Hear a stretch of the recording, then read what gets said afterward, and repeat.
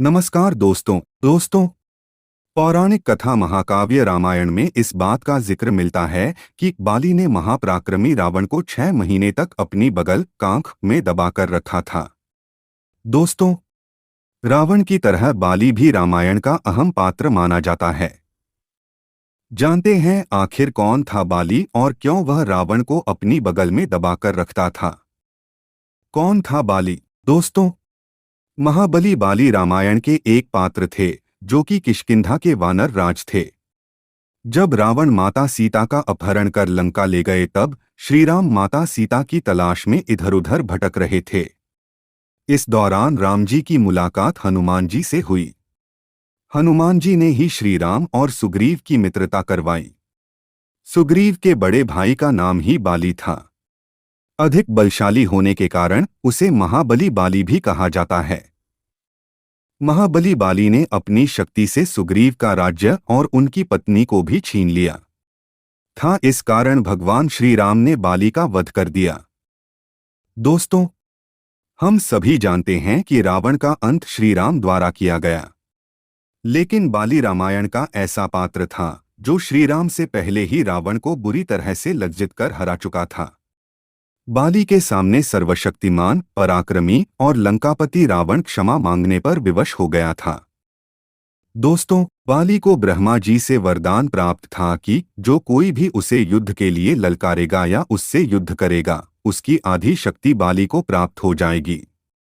ऐसे में बाली से, जो कि पहले से ही महाबली था, अपने प्रतिद्वंद्वियों से आधा बल पा लेने के कारण और भी शक्तिशाली हो गया था।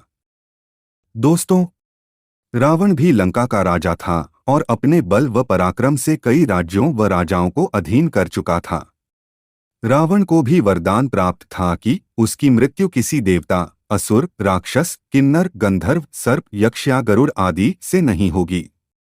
इस वरदान के कारण रावण को अहंकार भी था। बाली की शक्ति के बारे में पता चलते ही रावण को उससे ईर्ष्या हो गई और उसने किष्किंधा जाकर बाली को युद्ध के लिए ललकारा। दोस्तों, इसके बाद रावण और बाली के बीच भीषण युद्ध हुआ। वरदान के कारण रावण की आधी शक्ति बाली के भीतर प्रवेश कर गई, जिससे वह और भी शक्तिशाली हो गया और रावण की हार निश्चित हो गई। बाली ने रावण को कारावास में बंद कर दिया और हर रोज उसका अपमान करने लगा। दोस्तों, बाली ने रावण का वध तो नहीं किया, लेकिन प्रतिदिन उसे अपमानित करता था। हर रोज बाली रावण को अपनी बगल में दबाकर चारों दिशाओं के चक्कर लगाता था और सभी के सामने लज्जित करता था। ऐसा बाली ने लगभग 6 महीने तक किया। दोस्तों, युद्ध के बाद बाली और रावण में मित्रता हो गई। दोस्तों, हर रोज बाली द्वारा लज्जित होने पर रावण ने बाली से माफी मांगी और हार स्वीकार कर लिया। बाली ने भी रावण को क्षमा कर दिया। रावण ने इसके बाद बाली के समक्ष मित्रता का प्रस्ताव रखा, जिसे बाली ने स्वीकार कर लिया और इस तरह युद्ध के बाद बाली और रावण में मित्रता हो गई। इस मित्रता के बाद ही लंका और किष्किंधा में राजनीति संधि हो गई।